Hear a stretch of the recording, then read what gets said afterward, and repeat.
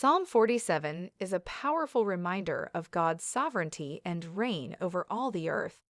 The psalmist begins by calling all nations to clap their hands and shout to God with cries of joy.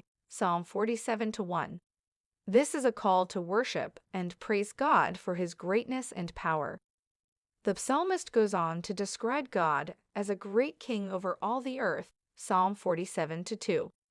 He subdues the nations under us and chooses our inheritance for us. Psalm 47:3-4. This means that God is in control of all things and has the power to protect and provide for his people.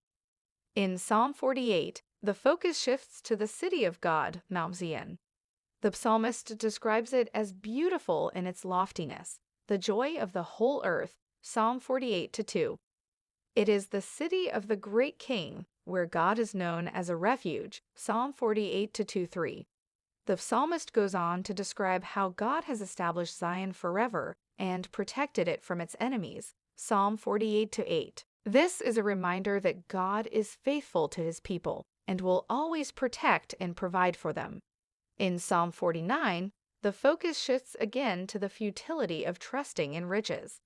The psalmist reminds us that no one can redeem themselves or give to God a ransom for their life. Psalm 49:7. The redemption of our souls is costly and can only be accomplished by God. The psalmist goes on to describe how even the wise die and leave their wealth behind. Psalm 49:10. This is a reminder that our earthly possessions are temporary and cannot save us. Instead, we should trust in God, who alone can redeem our souls from death. Based on these sermons, here is a short story. Once upon a time, there was a wealthy man who lived in a great city. He had everything he could ever want: riches, power, and fame. But despite all his wealth, he was not happy. He felt empty inside and longed for something more.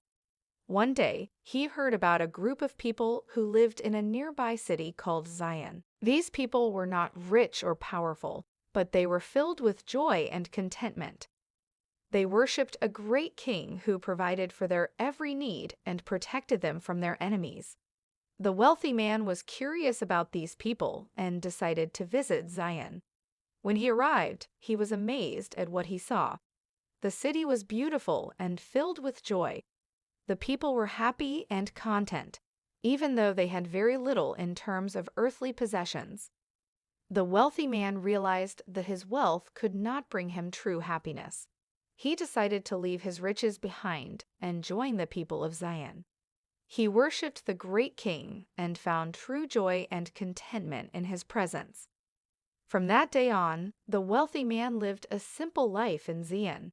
He no longer trusted in his riches, but placed his trust in the great king who had redeemed his soul from death.